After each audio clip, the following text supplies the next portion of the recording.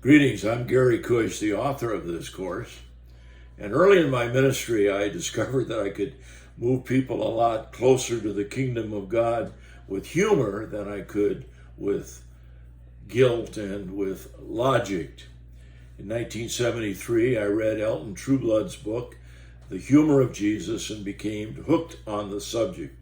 Since then, I think I've read every book and magazine article ever written on the subject.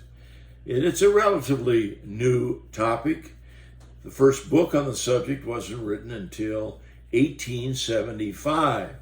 That's about 1700 years after Jesus said what he did. Why did it take so long? Well, that in itself is an interesting subject that we'll look at in this course because it has implications for how we study the Bible today. Now, we're going to use something called hermeneutics. I'm going to teach you how to use this Bible study method to first identify and then to interpret the humor of Jesus. The course is divided into the following questions. Did he have a sense of humor? What are the arguments for and against? Now, humor at the time of Jesus was largely used in the political realm and was therefore considered to be something very, very nasty and very negative. We can see then why the church would be hesitant to interpret Jesus as being humorous. But indeed, there are at least 30 instances in the Gospels of Matthew, Mark, and Luke, excluding John, at least 30 examples of Jesus saying and doing things, some of which were downright funny, others were just amusing. There are, of course, many reactions to humor. Laughter is only one of them. Now, we'll not only look at whether he did or didn't have humor and the implications of that, but we'll study the very nature of humor itself. It's been said that when you know someone's humor and what they laugh at, you know a lot about them. The subject of humor is a very serious topic.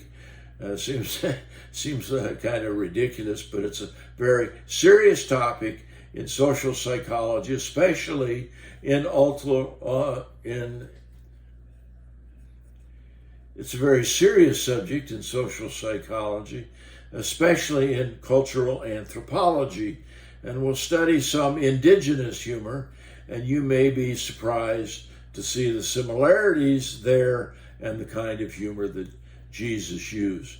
Then we'll study the particular examples of his humor, and I hope that this will open up passages that you have just glanced over. Unfortunately, we've heard some of these stories and sayings so many times that we have spiritualized them, and we may miss the actual meaning of them.